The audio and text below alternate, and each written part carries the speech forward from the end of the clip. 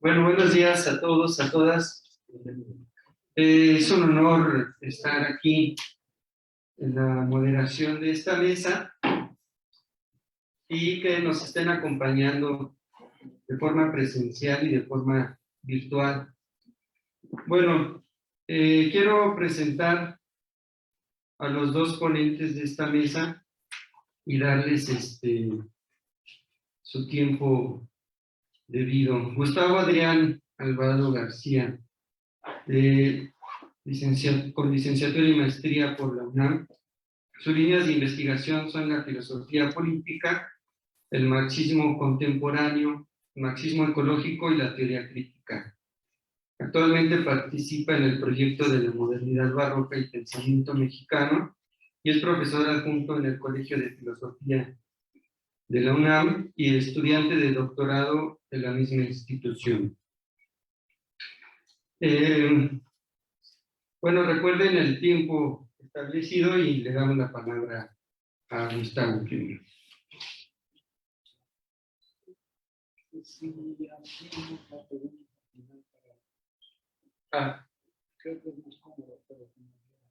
Sí, el tiempo, digamos, de preguntas y comentarios vamos a dejarlo al final de las dos ponencias. Claro.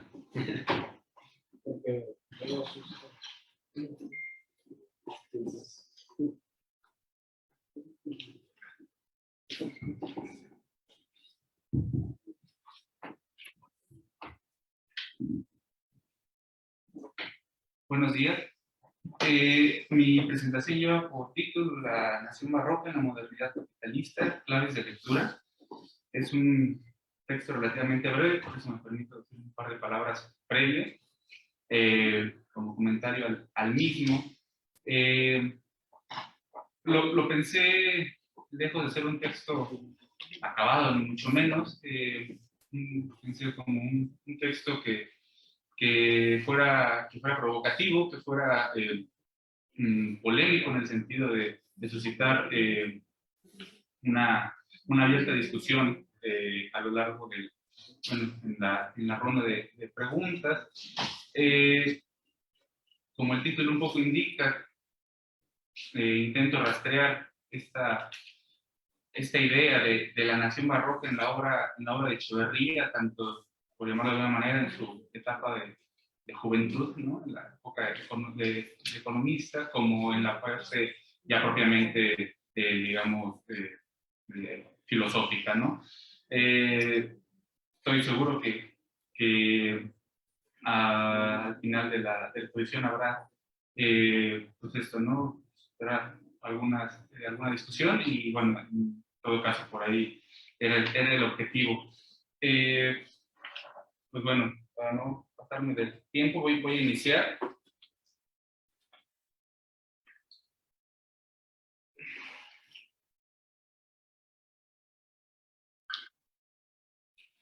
En 1987, al aceptar la cátedra de tiempo completo en la Facultad de Filosofía y Letras de la UNAM, debiendo renunciar con ello a la impartida en la Facultad de Economía, Bolívar Echeverría comienza a centrar su investigación en las áreas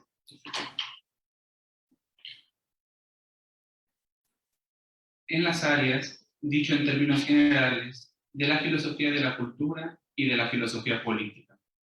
Así, con el pasar de los años, irá perfilando y robusteciendo uno de los conceptos centrales e ineludibles de su obra, el cual, además, nos convoca a estos días a abierta discusión, a saber, el concepto de lo barroco. Uno de los aspectos más fascinantes del estudio bolivariano del mestizaje, la cultura y lo barroco, especialmente en Latinoamérica, es la mirada crítica que, desde su lectura atenta de Marx, en todo momento acompañará sus investigaciones y que dotará su obra de una riqueza casi interminable. En este andar oscilante entre economía y filosofía, una de las problemáticas esenciales que, directa o indirectamente, recorren muchos de sus textos es la relacionada con el concepto de nación. En 1981, inmerso aún en la exégesis y docencia de la obra central de Marx en la Facultad de Economía, aparece en la revista Cuadernos Políticos su famoso ensayo El problema de la nación desde la crítica de la economía política. En ese texto, publicado también en su primer libro, El discurso crítico de Marx, Bolívar Echeverría intenta explicar cómo podría llevarse a cabo, desde el Marx del Capital, un acercamiento crítico al concepto de nación, desligado ya de los intentos del marxismo ortodoxo del siglo pasado. Lo central en este texto, a mi parecer, es que Echeverría marca claramente cuál debe ser la lectura apropiada de la realidad nacional bajo la lógica de los estados modernos. Lectura que, como veremos, se irá agudizando en su obra, pero que permanecerá semejante en líneas generales a lo largo de la misma. A la par de la relación intrínseca y contradictoria, fundante de todas las demás contradicciones del mundo moderno, entre el valor de uso y el valor de cambio, análisis que nuestro autor recupera del estudio de la mercancía que hace Marx en El Capital, Bolívar Echeverría va a proponer en el problema de la nación, por una parte, el concepto de sustancia de la nación, para describir la dinámica global de producción y reproducción que, como diría Marx, necesariamente ocurre a partir de una forma social natural. Cito a Bolívar Echeverría. Cada una de las múltiples comunidades concretas, figuras de la reproducción social, levantadas siempre a partir de condiciones naturales peculiares, subjetivamente como raza, objetivamente como territorio, presenta una modalidad específica de esa estructura y posee, así, tanto un sistema natural o arcaico peculiar de las capacidades de trabajo, tecnología y las necesidades de disfrute, cuanto un sistema natural o arcaico igualmente peculiar de organización del proceso comunicativo, una lengua y cultura naturales. La historia humana es la historia de esas figuras de reproducción social y de su conflictiva interacción, destructiva o combinatoria. Hasta aquí la cita. Al lado de esa propuesta histórico-cultural de la dimensión nacional como rasgo positivo o afirmante de la misma, Echeverría va a señalar en este texto, por otro lado, la imposibilidad de acceder a la misma en la medida en que ésta se halla en permanente enajenación por el modo de reproducir la vida del capital, esto es, debido al tipo de socialidad emanada del fetichismo mercantil, propio de la sociedad de productores privados de mercancías. Para el filósofo nacido en Riobamba, el Estado moderno, en tanto empresa histórica, será el encargado de refuncionalizar los intereses mercantiles de capitales privados concretos en orden de alcanzar el objetivo abstracto de la valorización del valor. Así, la nación del Estado, como hoy la llama, y cito a Bolívar, se constituye, en efecto, gracias a un encauzamiento que invierte el sentido de la dinámica inherente a la existencia histórica concreta de las fuerzas productivo-consuntivas, es decir, a la sustancia de la nación. La empresa estatal es, a un tiempo, autoafirmación de la mercancía capital y conversión sistemática de la sustancia nacional en nación del Estado. Hasta aquí la cita. Nunca subsumido o superado en su totalidad, este movimiento dialéctico entre una determinada forma natural de reproducción y la forma de valor que la moldea y carcome es, a mi parecer, uno de los rasgos definitivos de la concepción echevarriana de la nación. Si bien en diversos ensayos posteriores Echeverría va a resaltar en mayor medida, y con razón, el momento enajenante de la forma nacional, tal como se presenta cotidianamente ante nuestros ojos, al estar organizada en pos de la valorización del valor en el marco de los estados nacionales contemporáneos. No obstante, la idea de una nación natural, con sus matizaciones, seguirá latiendo de una u otra manera en los textos de Bolívar Echeverría. En su ensayo La nación posnacional, publicado en el 2006 en su libro Vuelta de siglo, Echeverría señala el punto más álgido al que es llevada la forma nacional al ser deformada y sometida en función de los intereses del Estado capitalista. Echeverría muestra ahí cómo en la nación moderna se presenta una metamorfosis muy peculiar entre la comunidad étnico-territorial y la forma nacional. Este cambio tiene lugar, en última instancia, en tanto propulsor de la valorización del valor, y ocurre en la medida en que la comunidad, ya como un sujeto ilusorio, se concibe a sí misma como generadora de la empresa estatal y, por ello, como copartícipe de la empresa estatal, en su intento incesante de acumular riqueza. Cito a Bolívar Echeverría.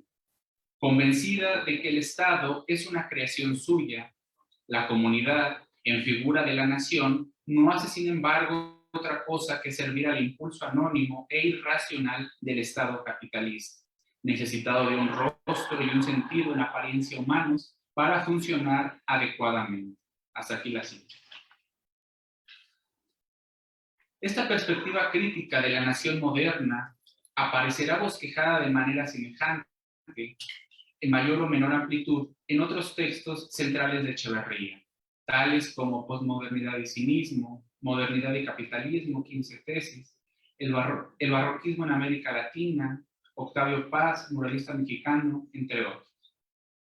Ahora bien, quisiera recalcar, no obstante, que a la par de esta potente crítica, sigue presente en su discurso la tensión entre, por un lado, la forma natural, en tanto forma particular de producir y consumir la riqueza, y, por el otro, la forma de valor en tanto vehículo para el incremento constante de plusvalor. Desde mi perspectiva, la cuestión central que subyace en el concepto de nación de Echeverría y que no debe perderse de vista a través de su lectura, es aquello que señala al inicio de la segunda de sus tesis sobre modernidad y capitalismo. Ahí explica Echeverría lo siguiente. Sí, como es característico de toda realidad humana, también la modernidad está constituida por el juego de dos niveles diferentes de presencia real, el posible o potencial y el actual o efectivo. Y aclara, es pertinente distinguir entre ellos, aunque existe el obstáculo epistemológico de que el primero parece estar aniquilado por el segundo, por cuanto éste, como realización suya, entra a ocupar su lugar. Hasta aquí la cita. Es interesante señalar que esta manera de pensar la realidad de manera ambivalente, como una presencia duplicada, se halla ya en ciernes en el pensamiento de Bolívar mucho antes de sus estudios acerca de la modernidad y del barroco. En el texto de 1981 que antes revisamos, El problema de la nación desde la crítica de la economía política, se puede leer entre líneas en una nota al pie de página esta misma indicación, al señalar el peligro que conlleva ver en una mera adopción de forma determinada una realidad totalmente acabada, de presencia unívoca e imposible de alterar.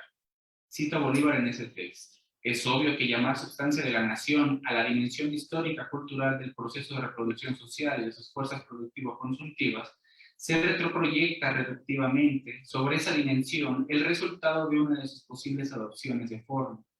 Justamente, la que pone de manifiesto, reprimida y deformadamente, como nación del Estado moderno. Esta reducción o naturalización de la forma natural a la forma valor será puesta en entredicho cuando años más tarde desarrolle Echeverría su teoría del etos histórico.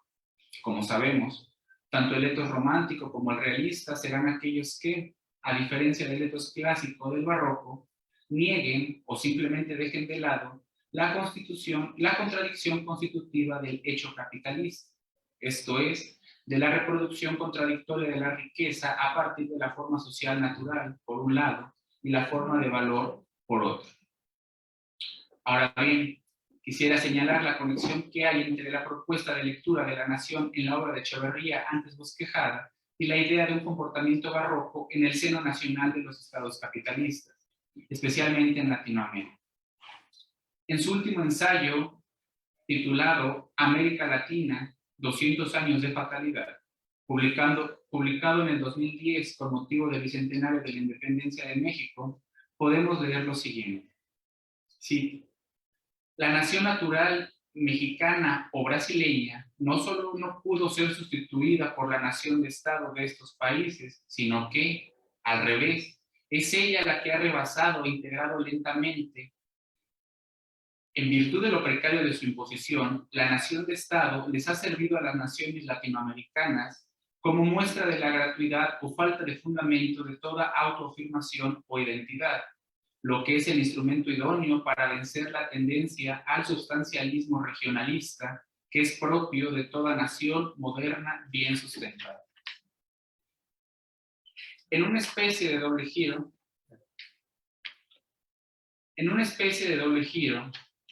las repúblicas latinoamericanas han desembrollado el quid pro quo que la modernidad capitalista les impuso, con su sesgo nacionalista y mercantil inherente. Sin embargo, ese desdoblamiento no se materializó en las naciones de América Latina para volver atrás la marcha de la rueda e intentar reproducir su existencia a partir de formas naturales, puras o desde una supuesta sustancia natural inmutable. En vez de pretender desmantelar o deshacer las relaciones mercantil capitalistas imperantes, o, aún más, desapropiarse de la identidad nacional que, pese a todo, aún comparten, las naciones latinoamericanas se abocaron, más bien, en una línea ya claramente barroca, a postular su propio vacío como fundamento de su identidad. A modo de conclusión, quisiera decir que este comportamiento barroco de la forma nacional no tiene en Bolívar la intención de exacerbar o enaltecer algún tipo de caracterización positiva que se pretenda descubrir en algún conglomerado nacional, ya sea en Latinoamérica o en cualquier otra latitud del globo. Al contrario, igual que el barroco, que sí parte de la desesperación y termina en el vértigo, aquí la cita, este comportamiento propio de lo latinoamericano busca, igual que los otros modernos, cito, hacer vivible lo que de hecho no lo es. Cierro cito. Por ello, debe permanecer en el vértigo de su indeterminación y no caer en la trampa de querer autoconstituirse a partir de tal o cual positividad, pues, y cito para concluir, sustantivizar la singularidad de los latinoamericanos, folclorizándolos alegremente como barrocos, realistas mágicos, etc., es invitarlos a asumir, y además con cierto dudoso orgullo, los mismos viejos calificativos que el discurso proveniente de las otras modernidades del etos moderno ha empleado desde siempre para relegar al etos barroco al no mundo de la premodernidad. Hasta aquí la cita. Muchas gracias.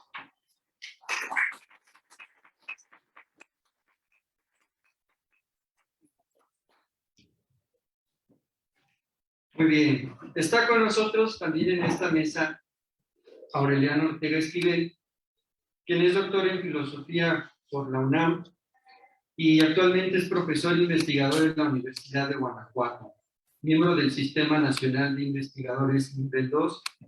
Sus líneas de investigación son la filosofía de la historia mexicana y el marxismo crítico. Ha publicado libros y artículos sobre cultura, política y sociedad en revistas tanto mexicanas como extranjeras. Actualmente, como ya se dijo, es presidente de la Asociación Filosófica de México. Bueno, Aureliano nos presentará la ponencia Echeverría en 4 tiempos.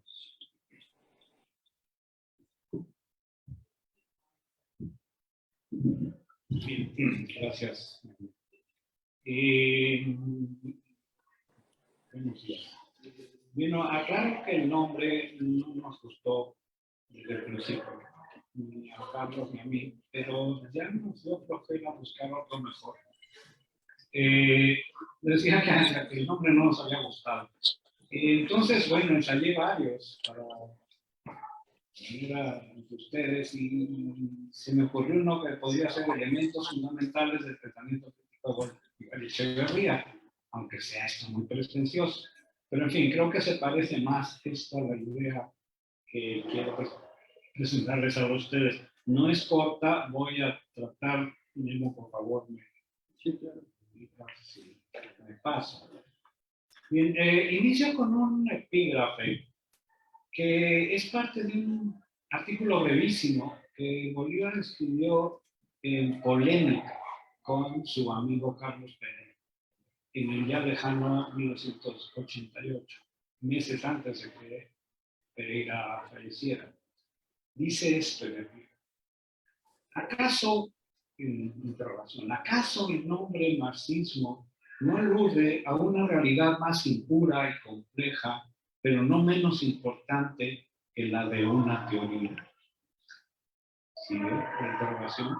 Al apartarse del marxismo como entidad teórica, no se aleja uno al mismo tiempo de un marxismo del que no quisiera alejarse. Aquí iba en polémica con Pereira. Bolívar Echeverría alcanzó la celebridad plena al promediar los años 90 del siglo pasado, unos 15 años antes de su muerte, acaecida en 2010. Dicha celebridad estuvo innegablemente asociada a la difusión académica y extraacadémica de por lo menos 3 desarrollos críticos emprendidos desde la segunda mitad de los años 80 y expuestos tanto en sus cursos de la facultad como a través de numerosas ponencias, conferencias y publicaciones que a estas alturas han alcanzado la condición de clásicos del llamado pensamiento crítico. Nos referimos en primer lugar a la teoría del etos histórico de la modernidad y como su parte medular, la teoría del etos valores.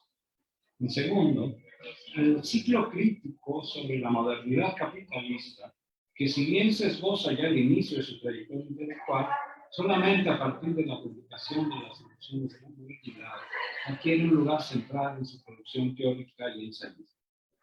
Finalmente, la definición de la cultura, que paradójicamente es anterior a las dos anteriores, pero cuya discusión se desencadena a partir de la aparición en 2001 de los cursos impartidos en las facultades de Economía y Filosofía en los años 81 y 82 y preparados para su publicación por Aurelio García Barrios y David Moreno. Es posible afirmar que aun cuando cada uno de estos desarrollos se verificó en distintos tiempos y a través de intervenciones muy directas, y cada uno de ellos mantuvo una identidad y una especificidad incontestable, presentan entre sí un muy amplio elenco de elementos conceptuales comunes y múltiples vasos comunicantes, de modo que no es imposible encontrar pasajes de los que menudean préstamos conceptuales que responden a las necesidades teóricas y argumentales diversas. Cada uno, además, es muestra de una portentosa erudición y resultado de un ejercicio conceptual y discursivo propiamente inédito en el medio intelectual como la izquierda académica latinoamericana.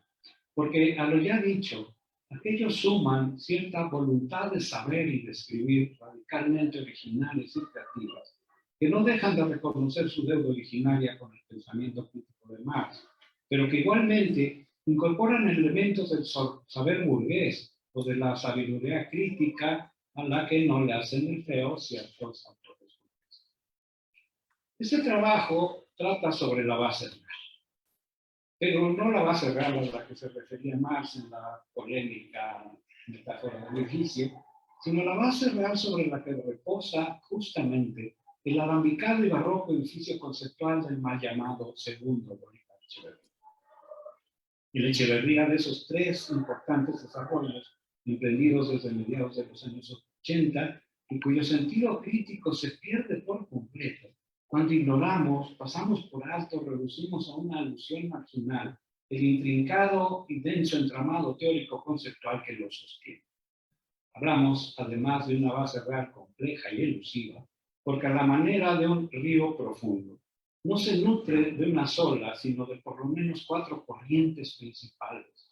Para nombrarlas, acudimos a las expresiones que el mismo Echeverría utilizó más de una vez para referirse a ellas. En primer lugar, la crítica de la economía política de Marx. En segundo lugar, los diversos usos del concepto de crisis. En tercero, la vieja teoría de la enajenación. Vieja teoría. Y la cuarta, el comunismo. Ahora voy a explicar qué entiendo por cada una de estas fuentes y por qué las considero los ríos profundos del pensamiento de Bolívar Echeverría, pero al mismo tiempo porque las 4 tienen que ser abordadas como un natural. Empiezo con la economía, la crítica de la economía política. En innumerables ocasiones, Bolívar Echeverría se refiere a la crítica de la economía política como un procedimiento de construcción teórica que en calidad de imposta sostiene el amplio arco de toda crítica posible en el mundo de la vida dominado por el capital. No se trata aquí de un corpus teórico-conceptual sin más, menos aún de una colección de formulaciones y categorizaciones ya hechas, sobre las que descansaría un análisis pretendidamente marxista de situaciones presentes o pasadas. Más bien, con tal frase, Echeverría se refiere a un horizonte de aprehensión y expresión cognitiva. La frase es suya, capaz de burlar el cerco que sobre toda significación crítica establece la forma normal, dominante o burguesa de construir discursos teóricos. Se trata, pues, de un dispositivo teórico-conceptual que constituye el fundamento mismo de un modo peculiar e irreductible de construir significación.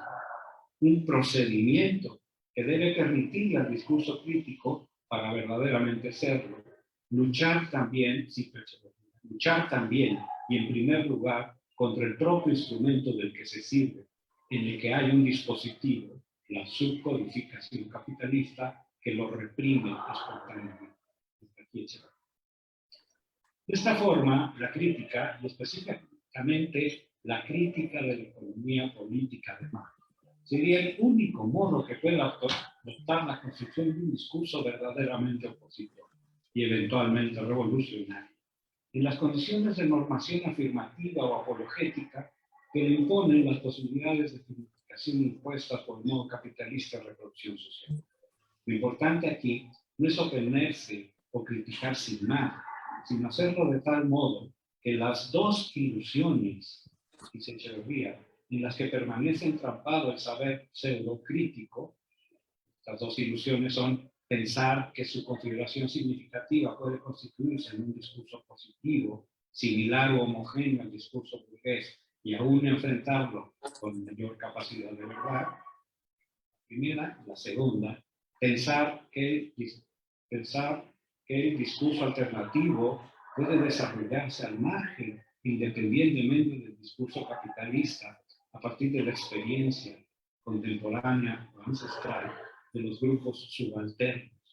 Ambas ilusiones, ¿sí?, deben ser confrontadas como tales, deben ser sujetas inevitablemente a sus propios límites y en consecuencia deben ser relevadas por un discurso, cito Echeverría, que solo puede darse dentro del discurso teórico general, pero a través de la transgresión organizada, el mal uso, el uso defectuoso de las normas de significación que rigen la producción del saber capitalista.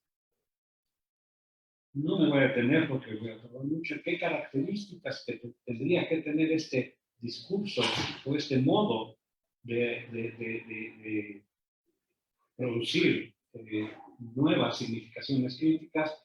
Es largo. Echeverría señala 4 puntos. Dice, este discurso debe apoyarse en la aprehensión teórica de la objetividad como proceso práctico fundante de toda relación sujeto-objeto, es decir, debe ser dialéctico. Debe asimismo poner en pie y recobrar la totalidad de la problematización dialéctica de la objetividad, mistificada y parcializada en su desarrollo idealista, racionalista, planteándola a la manera empirista, pero como una problematización dialéctico-práctica. En tercer lugar, debe sustentarse en una aprehensión teórica de este proceso fundante como proceso básicamente material. Y cuarto, toda esta operación debe pensarse a sí misma como un momento componente del proceso práctico histórico en su totalidad. Es decir, no me puedo detener en esto. Lo importante es esto. Se trataría de asegurar el hecho de que como discurso histórico, este discurso propone, incorpora consistentemente a su dicho la historicidad que atraviesa toda historicidad y responde más o menos espontáneamente a su contexto, porque demuestra en él su propia terrenalidad y poder. Todo esto sería, sin embargo, eludeción filosófica. Si no se resuelve en una práctica teórica concreta, que es la llevada a cabo por Marx en relación del capital y del amplísimo conjunto de trabajos preparatorios en los que se sustenta la crítica de la economía política. la crítica de la economía política y la realidad del capital bajo todas y cada una de sus configuraciones, la que se expone en una suerte de esquema o discusión programática cuya guía se emprende tomando como modelo la lógica de Hegel, el examen de su apariencia, la exploración de su esencia y la desmistificación de su realidad. E insisto en ello, porque sin esta base real no hay nada más. ¿Sí? Bueno, paso rápidamente al concepto de crisis. Tan importante como la crítica de la economía política de Marx, pero aledaño y reductible a Hegel, en la obra de Echeverría se destaca como aspecto determinante la base real sobre la que se levanta su propuesta de conceptualización crítica, su concepto de crisis. Concepto que es fundamental, porque en última instancia, todo avatar por el que atraviesan tanto los contenidos discretos de la realidad como las formulaciones teóricas a las que ésta se refiere, de acuerdo con Echeverría, se configuran y resuelven en el curso o a través de una crisis, es decir, una situación límite, cuya estructura y modificaciones deben y de hecho se resuelven en una nueva configuración que supera sus condiciones anteriores o necesariamente las suspende para reconfigurarse más adelante como una nueva situación. Sí, el asunto de la crisis es su recurrencia y su estarse alimentando de sí misma. Esta es una primera idea que encuentro yo en el concepto de crisis de Echeverría. En un recuento provisional incompleto es posible destacar algunos sentidos en los que Echeverría recupera y de ser necesario reconfigura y resemantiza el concepto de crisis. Habría 3 momentos en una primera etapa y varios momentos en una segunda. En un primer momento, y todavía dentro del ciclo de la lectura y glosa del Capital, crisis puede significar por lo menos 3 cosas, o manifestarse en varios planos. Una crisis a lo que podemos llamar o dar el nombre de originaria, una crisis estructural, y como relevo histórico de esta, una crisis revolucionaria. No está la expresión directamente de Echeverría, pero la podemos deducir de su argumentación. Sí, la primera crisis, la crisis que podemos llamar originaria, es consustancial al hecho mismo de la existencia de las sociedades humanas y se da en la forma en la cual se resuelve o no el hiatus, dice Echeverría, entre el momento productivo y el momento consultivo, ¿sí? De todo grupo social. La manera en la cual resuelve, como dice en otro lugar, su sistema de capacidades y su sistema de necesidades. Es decir, siempre esto está al filo de la navaja. Siempre la comunidad puede dejar de existir en función de no poder cumplir con este equilibrio de necesidades y capacidades. Entonces esto la pone permanentemente en crisis. Es una crisis originaria de la cual las sociedades naturales, sobre todo, se nutren para, a final de cuentas, adquirir una identidad concreta y subsistir. De esta no hablamos mucho. Una segunda forma de crisis aparece cuando la propiedad privada irrumpe dentro de las sociedades naturales. Y aquí la crisis es ya estructural en su primera manifestación. Es decir, la crisis se establece entre la forma en la que se produce, que sigue generando valores de uso, y la forma en la cual es posible el consumo, es a través del intercambio. Y después del intercambio específicamente mercantil. La sociedad vuelve a estar en crisis. Las sociedades vuelven a superarla, pero dejando girones ahora sí de su propio ser y de su propia identidad en función de una subsistencia que ya no es específicamente natural. La tercera forma de crisis sería la más digamos, estructural, pero la más grave. En una sociedad que ya ha adoptado las maneras de una sociedad específicamente capitalista, la crisis alude a la imposibilidad del capital para superar una nueva contradicción, en sí definitiva, entre la producción social de la riqueza y su apropiación estrictamente privada, y cuya manifestación emblemática es que la valorización del capital, clave de su reproducción ampliada, se realiza necesariamente a costa de la desvalorización de la mercancía fuerza de trabajo, creando una contradicción que esencialmente impide acumular, porque la subvalorización de la fuerza de trabajo, expresada en salarios suficientemente bajos para definir al mismo tiempo la circulación y el consumo, no solo impide o bloquea la realización del capital a través del cumplimiento normal de su ciclo de producción, circulación y consumo, sino otorga un estatuto especial y eminentemente subversivo al trabajo social. Existiría, sin embargo, en la obra temprana una tercera forma de crisis, que sería la crisis revolucionaria, y aquí me voy a completar a citar a Echeverría. En verdad, el concepto de crisis para Marx es el concepto de una determinada situación límite a la que ha arribado un determinado proceso de reproducción del sujeto social.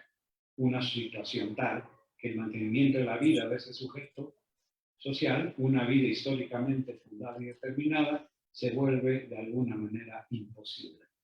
Cuando continuar el proceso de reproducción implica un cuestionamiento esencial de su forma, entonces estamos en una situación de crisis. Hay otro grupo de conceptualizaciones que va a sumar Echeverría a este primer bloque de definiciones de crisis. Este segundo bloque va a estar asociado a la lectura de la obra de Fernand Braudel y va a tener que ver mucho con la idea de la larga duración. La primera formulación de este concepto de crisis aparece por ahí a mitad de los años 80, vamos, más bien a principios de los años 80, y se expone en la lección 7 de definición de la cultura, que es modernidad y cultura. Es decir, aquí la crisis se refiere como una crisis civilizatoria, una crisis de situación límite a la que llega el modo feudal de producción y reproducción social, y que daría paso justamente a una superación, a una suspensión primero y a una superación después por vía de la constitución del sistema capitalista. ¿Sí? Dentro de este concepto final de crisis civilizatoria estaría el que esboza en un trabajo muy peculiar que se llama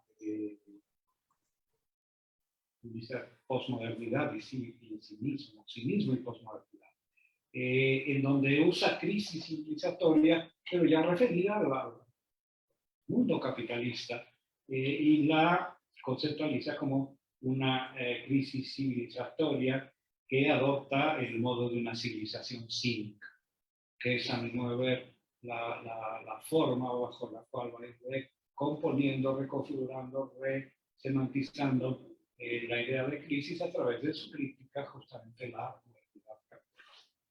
Paso rapidísimamente a la vieja teoría de la imaginación. Sería el tercer elemento. La vieja teoría de la imaginación se dice así la primera vez justamente en el artículo Modernidad y Cinismo. Podría considerarse una parte de la crítica de la economía política de Marx, como generalmente se hace. Sin embargo, yo creo que merece la caracterización de Río Profundo, porque sobre esta en particular reposa la totalidad de la obra establecida de Echeverría, incluida en ella la teoría del etos histórico y la caracterización del etos barroco. Pero ni más ni menos, porque la enajenación, junto con fetichismo y cosificación, ilustran de manera emblemática el conjunto de procesos contradictorios, pero complementarios, en los que se verifica la vida bajo el dominio del capital. No se trata de la enajenación a la que se refiere Marx en los manuscritos y la pérdida de la esencia del humano, ¿sí? Se trata de otra enajenación, se trata de la que proviene del hecho de la constitución del capital como sujeto automático que expropia a las comunidades humanas la posibilidad de elegir su propia historia. estoy haciendo un resumen muy fuerte, pero esta es la idea fundamental de la vieja teoría de la enajenación. Cito Echeverría. Existiría así un conglomerado específicamente moderno de poder extrapolítico que se arroga y ejerce el derecho de vigilar el ejercicio de la soberanía por parte de la sociedad y de intervenir en él con sus ordenamientos básicos. Se trataría del poder que resulta del valor de la mercancía capitalista en tanto que sujeto automático. Se trata, pues, de subjetividades intervenidas, sometidas al abstracto, en las cuales no su esencia, como en los manuscritos, no la esencia humana, pero sí está este reducto, esta ruina de forma natural de su organización, permanece prácticamente sojuzgada, aunque, como señalaba Gustavo, permanece. Bueno, el comunismo. Ya casi. Para evitar años vencidos, es preciso traer a cuento que todavía hacia la segunda mitad de la década de los 80, Olivas Echeverría se reclamaba comunista y concebía su propia tarea intelectual como la construcción de un discurso teórico comunista. Cabe agregar que el comunismo, junto con el marxismo de izquierda, eran en ese entonces tanto el movimiento real que llevaba las contracciones del capital hasta sus últimas consecuencias, hasta una situación límite, como el discurso en el que se hablaba de ello.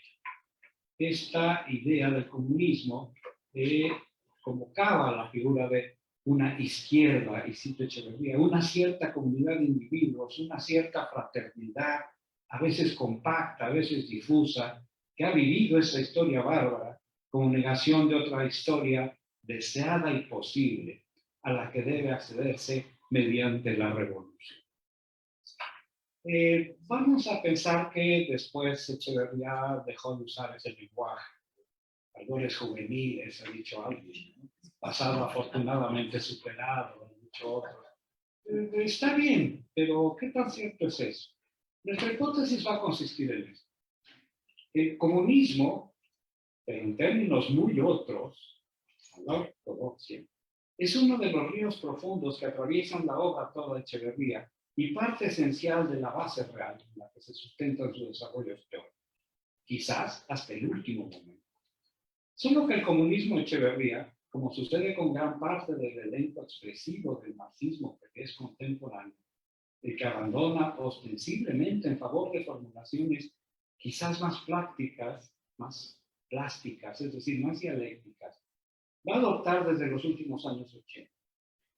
Va a adoptar una vieja pero célebre caracterización, la del fantasma. Un fantasma que se oculta detrás de la categoría de autarquía, es decir, una práctica revolucionaria que intenta problematizar las posibilidades con las que cuenta una comunidad determinada para conquistar el dominio sobre sí misma.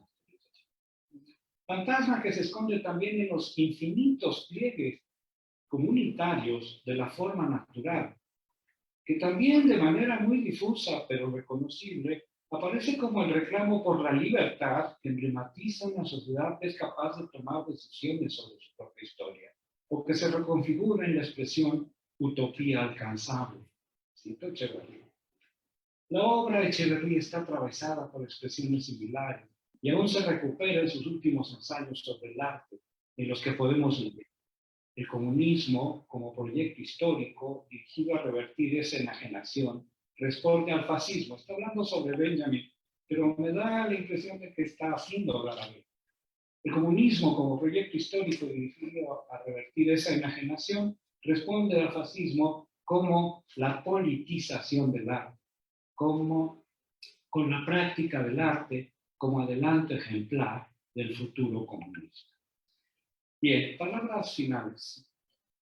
Esta contribución al pensamiento subversivo, cuya rosa crítica apenas empezó al momento de la desaparición física del autor del discurso crítico de Marx, desde el primer momento corrió el peligro real de entenderse de manera incompleta y superficial para convertir a Bolívar Echeverría en apenas algo más que un lúcido crítico de nuestro tiempo, y cuya obra tardía sería leída como una filosofía de la cultura contemporánea.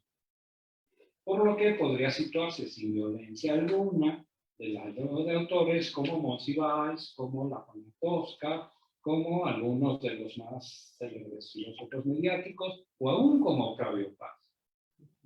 Pero no hablo de una posibilidad.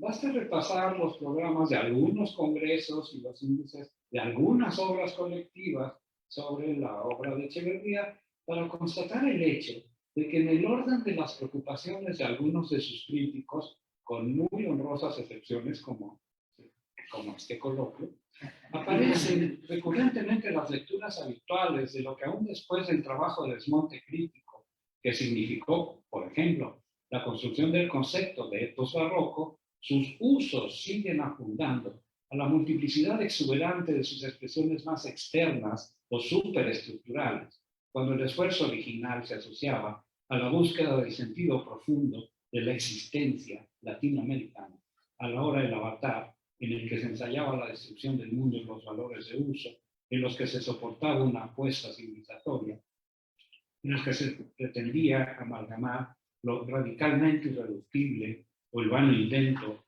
de una imposible síntesis virtuosa entre la superviviente orientalidad indiana, la hipersensible autoconciencia criolla y el obtuso antimodernismo contrarreformista del imperialismo.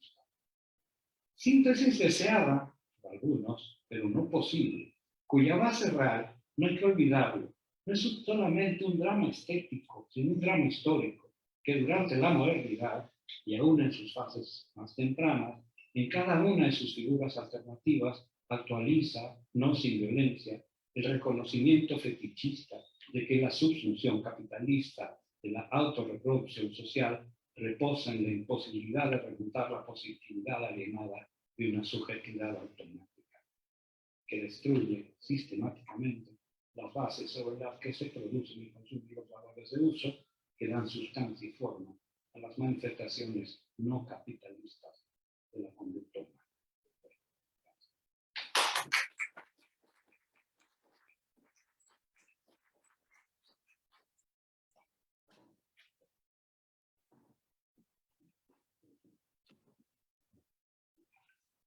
Muy bien.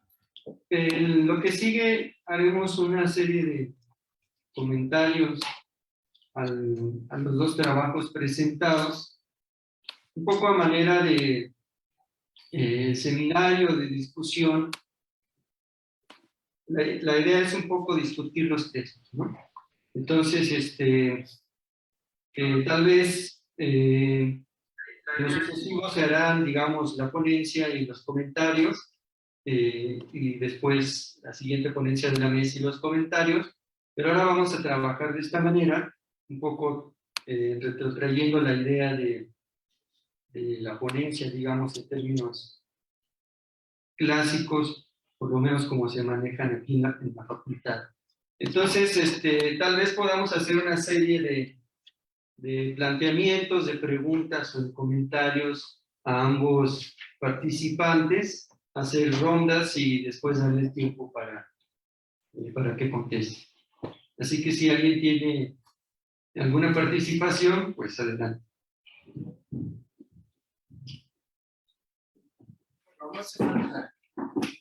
No hace falta el micrófono, se puede. Bueno, para la transmisión. Gracias.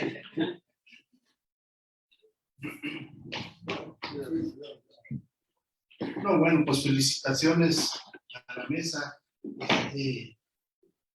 Quería decir que a mí me parece correcto y lindo el título de Bolívar en 4 tiempos, porque me hace pensar en una sinfonía. Los 4 movimientos de una sinfonía, de forma tal que la crítica de la economía política además podría ser el movimiento inicial un allegro, ¿no?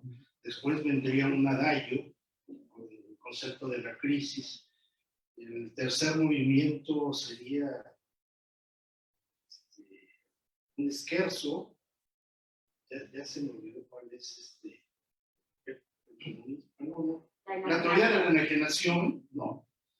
Y luego el final, otra vez un alegro, que sería el comunismo. Entonces me parece que bueno, muy bien. No, a mí una cosa, a lo mejor va a ser muy ingenua mi pregunta, pero es que yo quisiera que me explicaran qué es eso de una sociedad natural, o qué es eso de una forma natural del valor. A mí la idea de algo natural me parece algo que pertenece al mundo prehistórico, prehistórico, antehistórico, porque lo natural pues es la forma en que viven los animales. Una manada de ovejas pues es una sociedad natural, pero una sociedad humana ya es artificial desde entrada. Entonces, a mí siempre me hace ruido oír que hay una forma natural del valor. Sé que es un concepto de más. Y también una forma natural de la sociedad. Cuando para mí toda sociedad, desde una horda o una tribu, ya es histórica. Aunque ella misma todavía no sepa que pertenece a la historia. Y hasta el concepto de historia quizás no exista en este tipo de comunidades. No sé qué se pueda decir.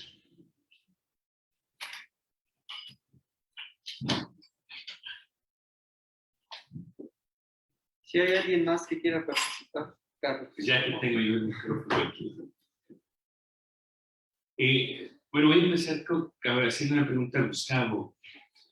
Mira, Gustavo, yo creo que Echeverría está leyendo en los 70 a Rosa Luxemburgo e intentando recuperar la idea de nación natural a través de la idea de territorio, ¿no? Esto es de que hay un margen de animalidad que compartimos a través de la reproducción simple y que eso solo se ve en nuestra relación con el territorio y que está en choque con la constitución histórica, pero ese es un debate con Evodio, ¿no?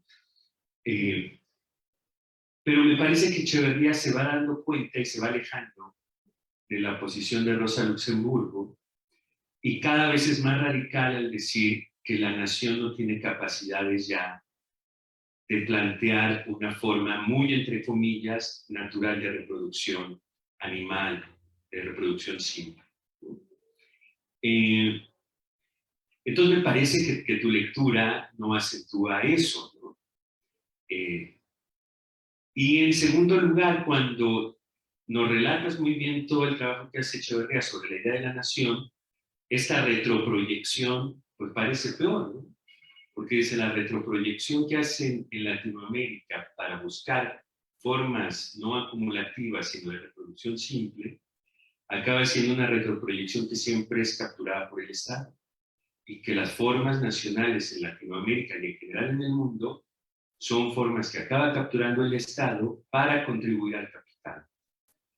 Entonces yo creo que lo que Bolívar está tratando de señalar es que hay que pensar en una forma no nacional y que no hay que ya seguir dando vueltas a que podemos seguir pensando en salir de la estructura del capital dentro de la Constitución Nacional. Yo creo. Y Aureliano, pues me parece muy interesante tu momento beethoveniano, ya contado por Evodio, y tengo algunas dudas. Primero, si el problema de la crítica a la economía política de Echeverría es que sigue pensando desde la categoría de producción y que no se da cuenta que esa crítica a la economía política, quizá en el mismo Marx, está planteada como crítica a los modelos de intercambio y que eso lo sitúa dentro de un campo productivo del discurso, como tú has dicho, y que ahí podría haber uno de los errores. Tengo dudas, ¿no? A partir de lo que tú dices. En segundo lugar, si nos pudieras hablar más de la teoría de la enajenación, porque como tú leíste la cita de Bolívar Echeverría, la enajenación es el poder del valor de la mercancía plusvalorizándose. Entonces, ¿cuál es el lugar ahí de los sujetos? O sea, ¿por qué seguir recurriendo a una noción que está encadenada al campo semántico de lo romántico y que necesita una postulación de la conciencia, de la historia, de la subjetividad. Esto no un poco da al traste con el tercer punto. Y mi última duda es que cuando tú insistes en que no es solo un drama estético, como se ve sobre todo en el barroco, sino un drama histórico, si no están en contraposición las formas de resistencia dramáticamente estéticas a las formas de resistencia dramáticamente históricas.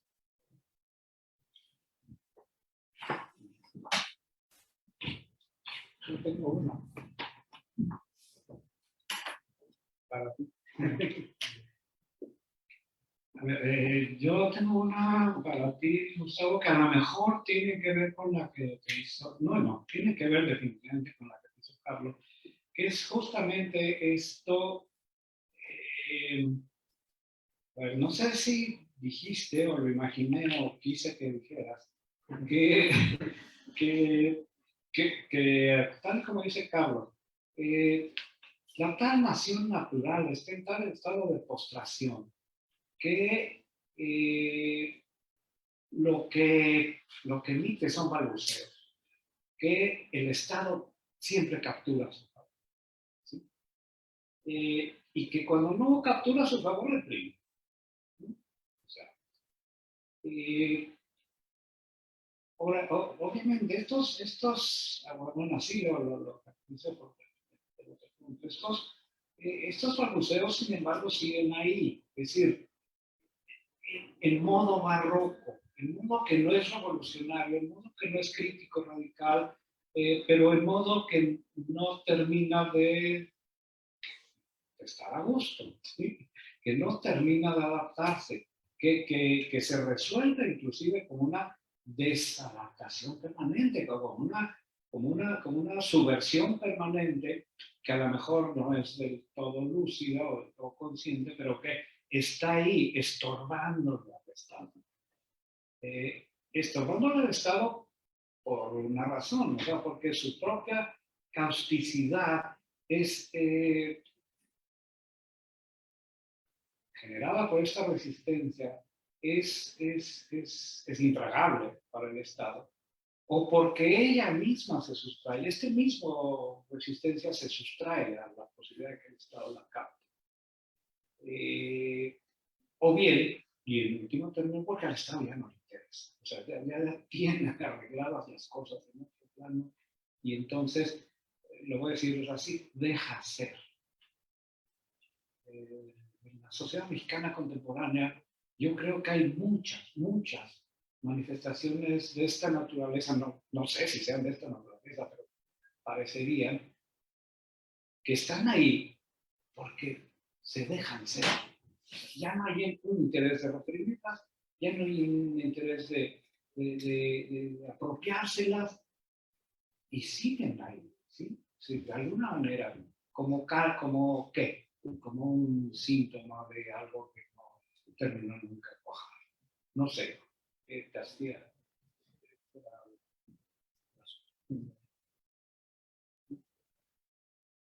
Yo creo que con estas participaciones podemos darle la palabra. Supongo que primero a Gustavo, que tiene frescas ahorita sus anotaciones ya. Gracias, Guillermo. Pues bueno, respondiendo parcialmente a la primera pregunta respecto a cómo pensar una forma natural cuando pareciera que esta de por sí ya está atravesada por lo histórico y por tanto no habría que conceptualizarla como forma natural, como bien comentabas esto, ¿no? Es una idea que toma Bolívar concretamente de Marx, y pues esto, no es, yo creo que ni en Marx ni en Bolívar está una negación explícita de una idea como esta, ¿no? En el sentido de que, claro, la reproductibilidad humana, animal, pero especialmente la humana, pues esto, ¿no? Siempre está en un momento, mira Bolívar en la americanización de la modernidad, en un momento de transnaturalización, ¿no? En ese sentido, Bolívar recupera la idea en términos, creo yo, siempre dialécticos, pensando en el moldeamiento y en la forma, digamos, de reproducirse, digamos, en términos de la valoración del valor, ¿no? Como una contraposición a ella. Esto es, siempre que haya posibilidad de reproducir la vida humana, que incluye estas facetas naturalmente ya atravesadas por la historia, por la cultura, por un campo semiótico, ¿no? Más allá o dentro de, pero como planteo un poco en la tesis 2, ¿no? Pensándola en estos dos ámbitos, ¿no? No solo como, digamos, presencia inmanente o concreción, digamos, directa de una realidad, sino también pensándola siempre como en tensión con estas otras formas, y lo trae a relucir, creo yo, Bolívar, tanto Bolívar como Marx, en términos de pensar esto, ¿no? Un tema que se ha tratado mucho, sobre todo con los trabajos de Bolívar, de, pues esto, ¿no? De la posibilidad y la factibilidad de sociedades postcapitalistas, por ejemplo, ¿no? O pensando incluso, ¿no? En sociedades premodernas, ¿no? O sea, no es descabellado pensar que digamos, ese tipo de reproducción social o sea, natural bajo esta dinámica, ¿no? Bajo esta luz. No sé, ¿responderé las tres o quieres originar tú? ¿Sí? Muy bien. La segunda pregunta, bueno, conectado un poco con la de Aureliano y la de Carlos. Sí, con respecto a cómo pensar,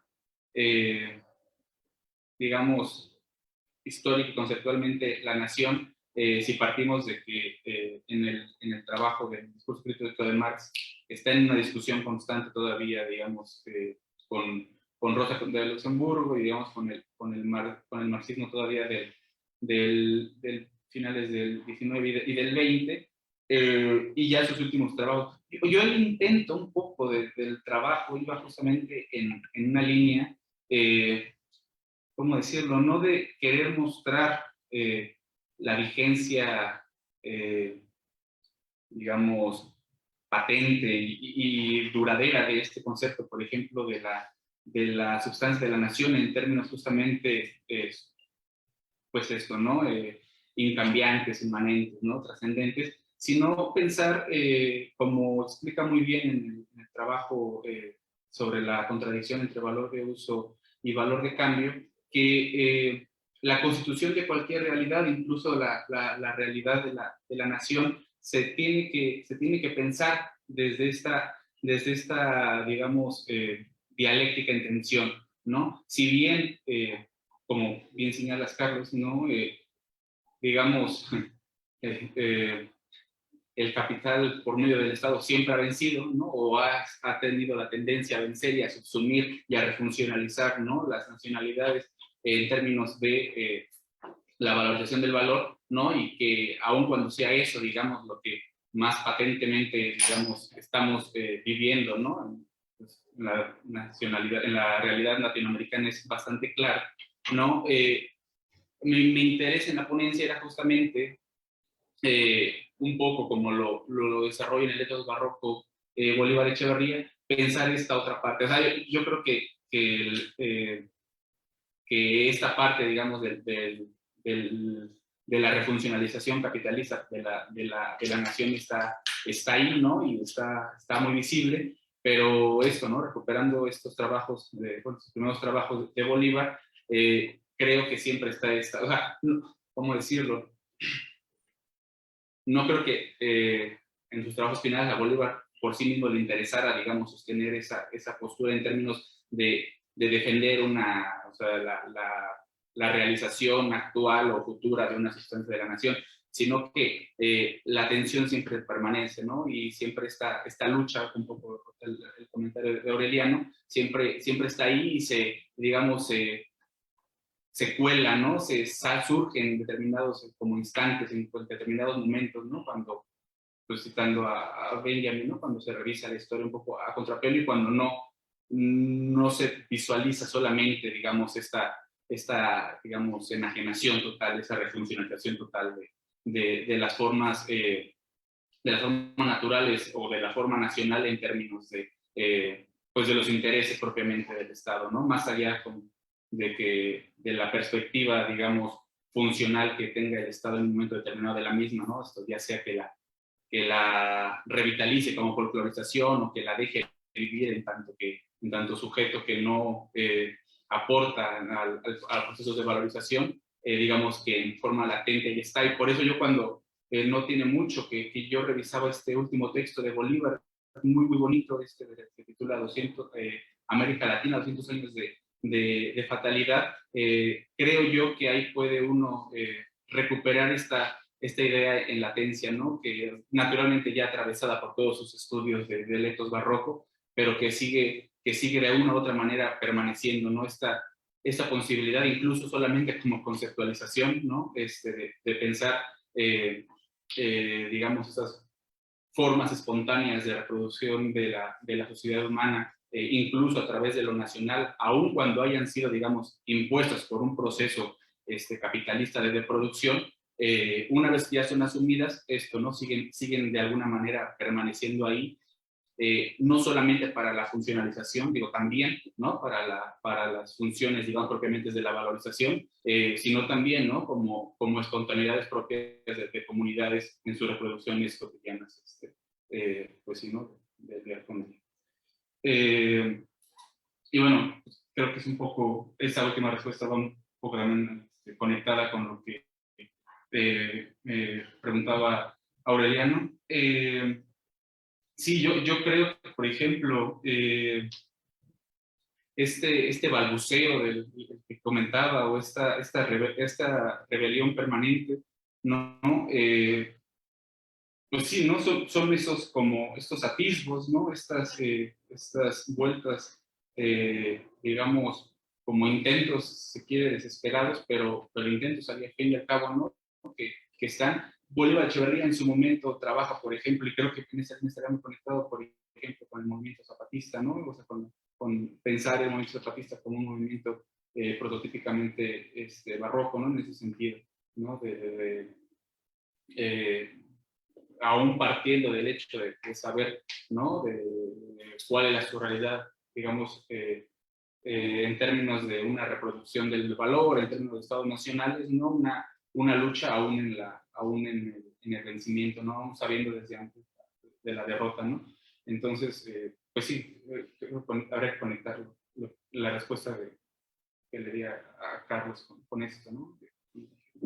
Con la que ahorita se planteaba. Pero bueno, eso es ahorita lo que pienso. Y, a ver, primero, Evodio, durante muchísimo tiempo compartí contigo esa incomodidad, digamos, de que se le dijera natural algo que realmente no lo es. O sea, es decir, la primera forma de la socialidad humana ya es semiótica, ya es política, ya es productiva, ya es decir, no hay un grado cero, ¿no? O sea, no podríamos más que de manera arbitraria fijar un grado cero y sobre todo una división entre esto es natural, esto ya no lo es, ¿no? No sabemos, realmente ahí conjeturamos muchas cosas, pero en efecto a mí me parecía un tanto fuera del hogar seguirle diciendo forma natural todavía o reproducción natural del sujeto social a sociedades en las que no estaba plenamente implantado el régimen de producción capitalista. Y está muy claro, lo sigue usando para las sociedades precapitalistas. Acabo de releer el famoso trabajo sobre las formas. Es abusivo el uso de Marx con respecto a esta naturalidad de esto que no es capitalismo, aun cuando haya sucedido 20 años antes, ¿sí? Entonces me pregunté, ¿por qué? ¿Cuál es por qué y creo, llegué a la conclusión, después de la lectura de este libro, de este folleto, de que es una cuestión estratégica, y en cuanto opone de manera muy visible, de manera muy enfática, ¿sí? Un conjunto de formas de vida en última instancia, a partir de las cuales es posible reconocer y recuperar un vínculo no económico dentro de las relaciones humanas, ¿no? O sea, un vínculo que no tiene, porque el capital no ha llegado realmente a colonizarlo, que no tiene la traza de una relación absolutamente subsumida al capital. Y digo absolutamente subsumida porque en el tránsito podemos encontrar reparos, ¿sí? Entonces, pensé, pues es más un uso político que un uso teórico, es una cuestión estratégica. Entonces, vamos a dejarlo bajar un poco así, es decir, vamos a seguir usándola, ¿no? Y a lo mejor habría que aclarar más adelante en el artículo algo, esto, ¿no? Que es un poco la conclusión a la que no llegué solo, sino llegué con un grupo de lectores de la definición de cultura, ¿no? Miembros del seminario que doy, llegamos más o menos a esta conclusión, ¿no? Bueno, no hay que tratarlo tan mal por el hecho de que aparezca este residuo romántico que señalaba Carlos hace rato, ¿no? Sino quizás pensar eso, que se trata de una cuestión estratégica. Entonces, bueno, por supuesto que hay que seguirlo discutiendo, ¿sí? Por supuesto que hay que seguirlo discutiendo, porque es uno de los puntos que no está resuelto. Bueno, ninguno está resuelto, pero este en particular causa, o sea, todavía bastante escozor. Sí, no sé, pero ¿qué necesidad de seguir usando? No, hay algo ahí estratégico, que tiene que ver con parte de lo que le voy a contestar también a Carlos. Es decir, lo barroco conserva algo, ¿sí? Decíamos, de la cualidad de la resistencia, aunque no es en sí mismo resistente, porque recuerda, conmemora, cuando pasa el cepillo al contrapelo, que fue una comunidad, o que surge de una comunidad. Y quiero insistir en ello, sigue surgiendo de una comunidad.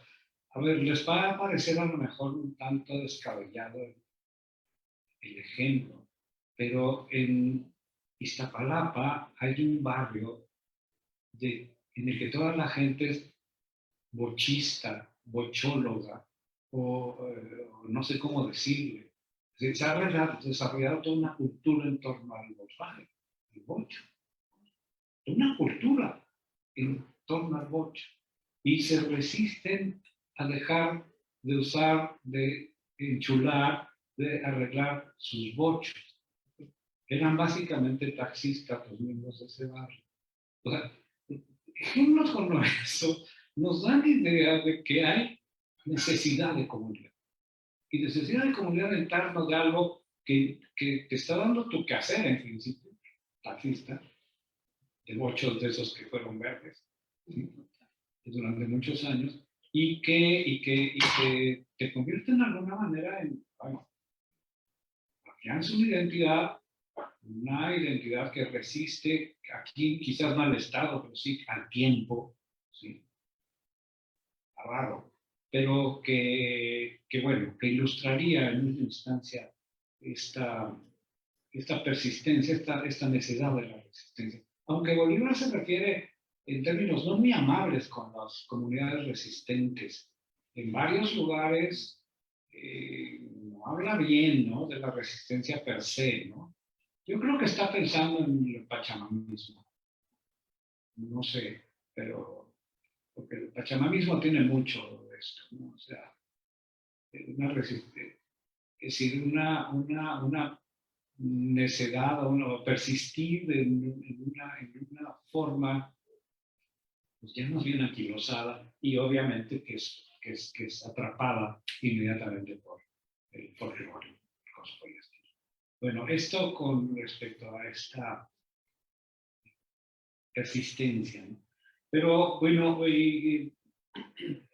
Carlos me hizo unas preguntas muy interesantes, como siempre, filos, que me caracteriza.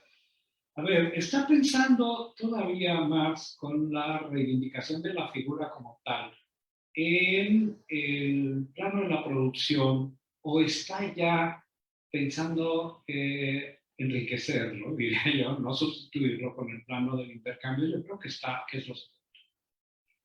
lo segundo, es decir, desde el primer momento, toda producción es intercambio, todo intercambio es producción, y empieza por el intercambio natural, de orden práctico, semiótico, en el que se constituye la politicidad básica, ¿no? Volvemos a la forma natural. Es decir, no hay un predominio, a ver, yo creo, no sé, pues está pensando Carlos en esta vieja polémica que por ejemplo, sostienen Jorge Veraza.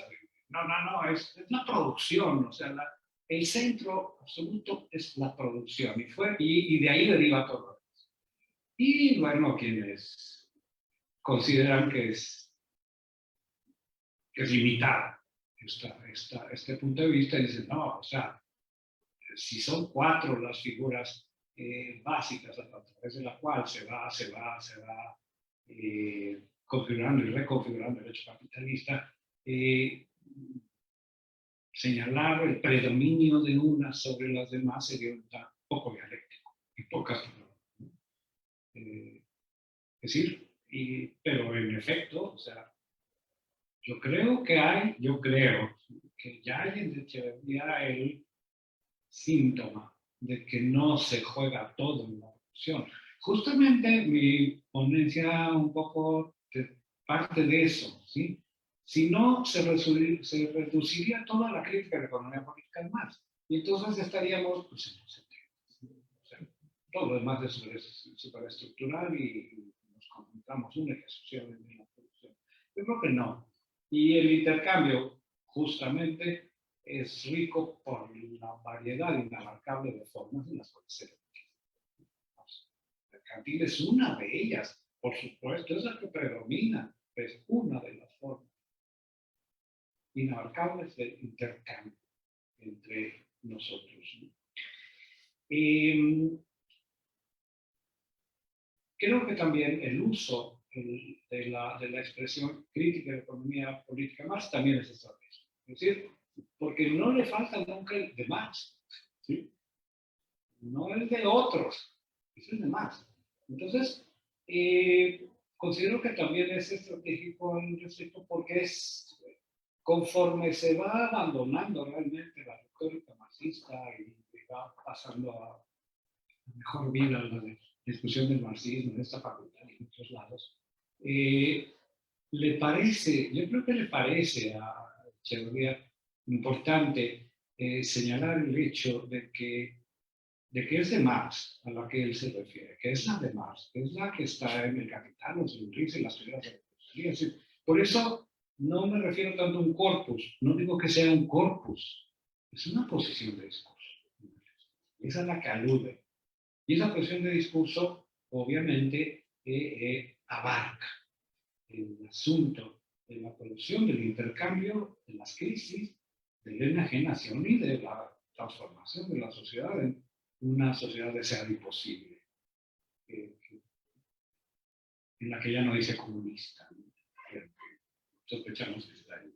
Entonces, volvemos a lo mismo, ¿no? Es decir, la enajenación, en este caso, como parte, o sea, como corriente que se hermana, no mezcla, pero que sí se tiene vasos comunicantes con la crítica de la economía política, se tendría que, no me dio tiempo de decirlo, se tendría que, vamos a decir, confrontar con la teoría de la fetichización y la teoría de la cosificación.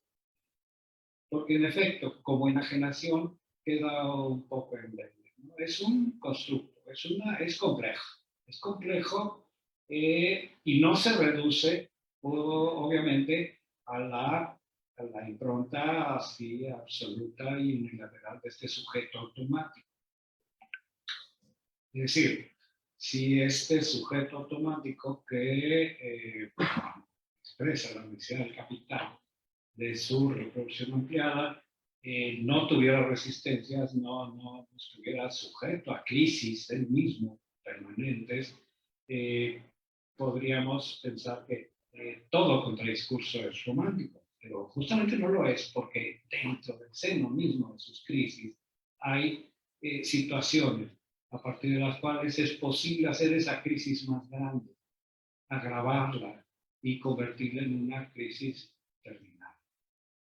Hay lugares en donde se debería coquetear con esto. Tercero, en efecto, sí, no es ni un drama estético ni un drama histórico, es un drama en general en el que las formas emblemáticas a través de las cuales se configura se producen y se consumen en la esfera de las artes, pero que obviamente no se reduce a eso. Pero tampoco se me hace, a lo mejor lo escribí pensando en esto, que hemos abusado del término barroco para ponerlo como adjetivo en situaciones posibles, ¿sí? Y para caracterizar cosas que a lo mejor lo son, pero que necesitarían en todo caso un análisis infinitamente más profundo y cuidadoso para decir cómo lo son, de qué manera lo son, y si se resuelve o no dentro de su propia dinámica como barroca, ¿no? Entonces, en efecto, es algo que habría que revisar. No es un drama solo estético, no es un drama solo histórico, sino de alguna manera necesitar por ello, ¿no? En fin, esto es lo que de pronto podría contestar a las preguntas. Muchísimas gracias, Gustavo y Aureliano. No sé si hubiera alguna otra última participación. Dado caso de que no, yo creo que podemos finalizar la misa. Agradecerle a los ponentes, al maestro Gustavo y al doctor Aureliano, su participación y su contribución a este coloquio que inaugura, a esta mesa, perdón, que inaugura. Hay una pregunta en el Zoom. Hay una pregunta en el Zoom. Que lo pase.